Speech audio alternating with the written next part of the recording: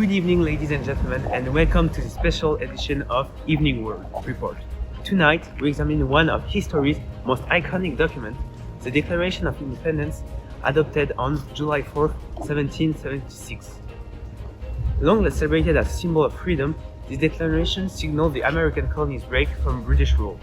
But here's the question: did the declaration truly mark the end of a colonial system, or was it merely its redeployment under a new name? To explore this, we'll study its historical context, then we'll gauge its impact on colonial practices and discuss its legacy. Let's begin with Adam, reporting live from Philadelphia. Thank you, Elliot. Here, in Philadelphia, in 1776, the air was thick with revolution. The Declaration of Independence was drafted in response to years of escalating tensions between the American colonies and Britain. Colonists were outraged by policies like the Stamp Act, the Townshend Acts, and the presence of British troops. They saw this as violation of their rights and liberties. But when the Declaration condemned Britain's colonial rule, it's important to remember that the colonies themselves were a part of a larger colonial project. The settlers viewed indigenous lands as resources to be exploited, and slavery remained deeply seated in society. This raises the question: was the declaration about any colonial oppression, or simply replacing British control for a new, locally governed colonial system? For deeper analysis, let's turn to Nicholas. Thank you, Adam. The Declaration of Independence is undoubtedly a revolutionary document, proclaiming that all men are created equal. But when we analyze its content critically, contradictions quickly emerge. First, the document denounces King George III for imposing oppressive policies, yet it ignores the colonists' own oppressive practices. For example, while the Declaration speaks of liberties, many of its signatories, including Thomas Jefferson, were slave owners. Second, the Declaration makes no mention of indigenous people. Settlers continued to seize native lands, justifying this expansion as part of their manifest destiny. In this sense, the colonies transitioned from being subjects of British colonialism to becoming colonizers themselves. Finally, the Declaration framed its grievances against Britain in universal terms, but this universalism was not applied to everyone. Women, enslaved Africans, and Native Americans were excluded from the rights it proclaimed. So, while it marked a break from British colonialism, the Declaration also laid the groundwork for a new kind of colonial system, controlled by the settlers.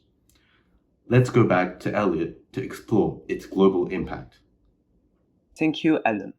The Declaration of Independence had a significant global impact. This inspired a countless movements for freedom, from the French Revolution to decolonization efforts in the 20th century, like the decolonization of India. But Adam, how did it influence colonial practices? Well, Elliot, the Declaration served as a double-edged sword.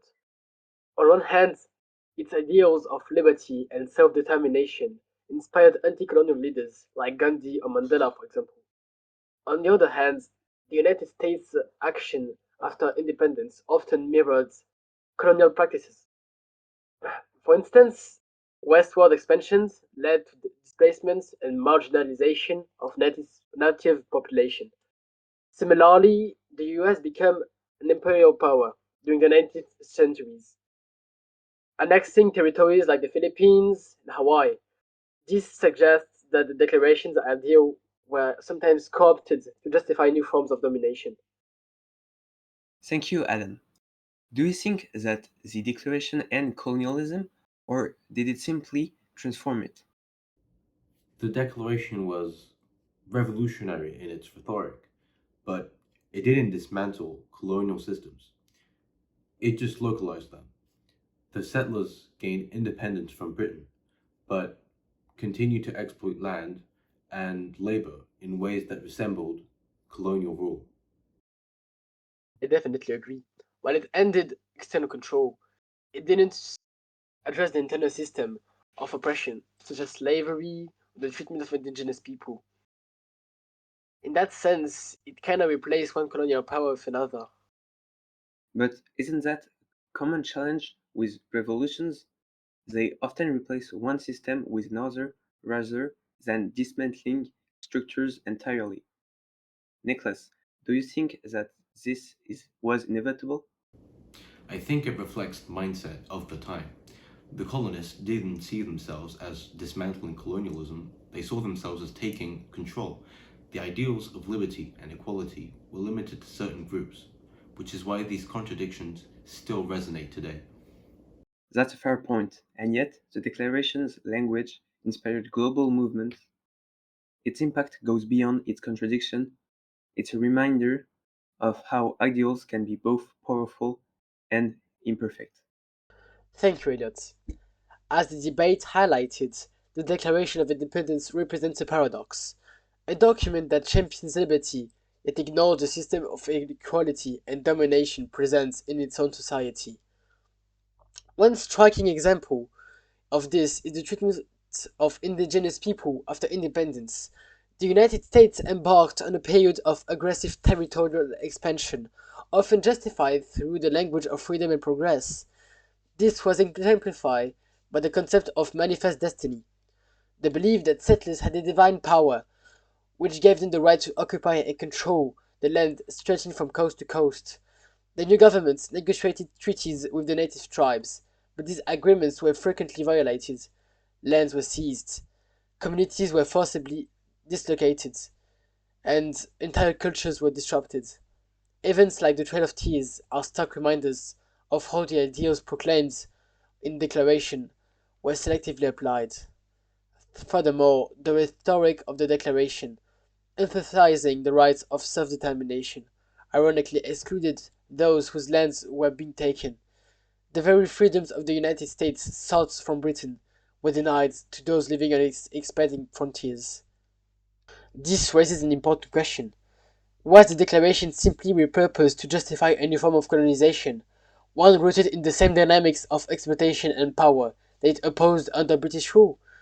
The answer may lie on how the Declaration's ideals were interpreted and applied, often in ways that prioritize national expansion over universal equality. Thank you, Adam. Building on that analysis, the contradictions within the Declaration of Independence don't just belong to history, they remain deeply relevant in our world today. First, the selective application of the Declaration's principle is a recurring theme. While the document inspired movements for independence in Latin America, Africa, and Asia during the 19th and 20th centuries, many of these movements had to wrestle with similar contradictions. Leaders invoked the Declaration's ideas of self-determination while navigating their own internal struggles, such as class divides, ethnic tension, and the lingering effects of colonialism. Second, the Declaration's universal language, like all men are created equal, has become a powerful tool for social justice movements.